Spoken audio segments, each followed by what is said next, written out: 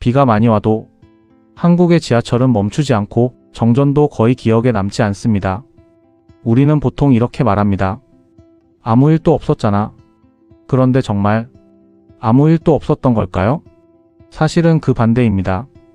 보이지 않는 곳에서는 계속해서 많은 일이 일어나고 있었습니다. 오늘 이 영상에서는 왜 우리는 정전도 혼란도 느끼지 못했는지 그 시스템의 구조를 차분하게 살펴보려고 합니다. 첫 번째, 전압 변화는 왜 핵심이 아닌가? 많은 분들이 이렇게 기억합니다.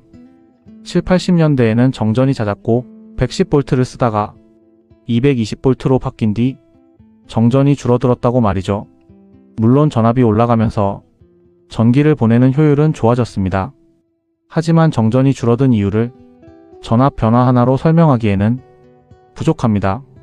정전이 일어나는지는 얼마나 높은 전압을 쓰느냐보다 전기가 끊겼을 때 어떻게 대응하도록 설계되어 있는가에 더 크게 좌우되기 때문입니다.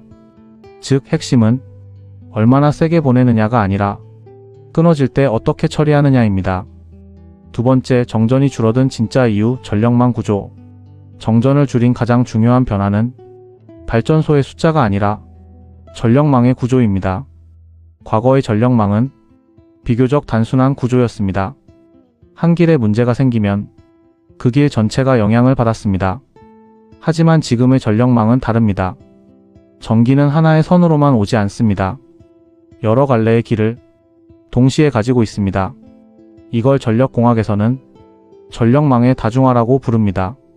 쉽게 말하면 전기가 한 방향으로만 흐르는 게 아니라 여러 우회로를 미리 갖고 있다는 뜻입니다. 그래서 한 구간에 문제가 생겨도 전기가 완전히 끊어지는 대신 다른 길로 방향을 바꿉니다. 세 번째, 시스템이 먼저 움직이는 이유. 여기서 중요한 질문이 하나 생깁니다. 어떻게 사람이 알기 전에 이런 일이 가능할까요? 그 이유는 이 판단을 사람이 아니라 시스템이 자동으로 하기 때문입니다. 전력망에는 이상 신호를 감지하는 장치와 자동으로 전기를 제어하는 시스템이 상시 작동하고 있습니다. 이걸 전문적으로는 보호 개전 시스템이나 감시 제어 시스템이라고 부릅니다. 어려운 말처럼 들리지만 의미는 간단합니다. 전압이나 전류에 이상이 생기면 사람이 상황을 파악하기 전에 시스템이 먼저 반응합니다. 그래서 전기는 끊어졌다가 돌아오는 게 아니라 끊어지기 전에 이미 다른 길로 이동합니다. 네 번째, 정전은 있었지만 기억은 없다의 의미. 이 때문에 오늘날의 정전은 우리가 생각하는 정전과 다른 모습으로 나타납니다. 실제로는 아주 짧은 이상이 발생했지만 시스템이 즉시 처리해서 사람은 느끼지 못하는 경우가 많습니다. 전력 분야에서는 이런 현상을 순간 정전이라고 부릅니다. 말 그대로 기록은 남지만 체감되지 않는 정전입니다. 그래서 통계에는 정전 기록이 남아 있어도 사람들은 정전이 있었어? 하고 고개를 갸웃하게 됩니다. 정전이 사라진 게 아니라 관리되는 현상이 된 것입니다. 다섯 번째, 발전원 다양성은 어떤 역할을 할까? 여기서 또 하나 많이 오해하는 부분이 있습니다. 원자력, 화력, 수력, 풍력과 태양광 같은 다양한 발전소가 있기 때문에 정전이 없다고 생각하기 쉽습니다. 물론 발전원이 다양한 건 중요합니다. 전기를 안정적으로 계속 만들어주는 역할을 하기 때문입니다. 하지만 정전을 막는데 더 직접적인 역할을 하는 건 발전소보다 전기를 나눠보내는 구조입니다. 쉽게 비유하면 이렇습니다. 발전소는 물을 만들어주는 저수지이고 전력망은 그 물을 각 집으로 보내는 수도관입니다.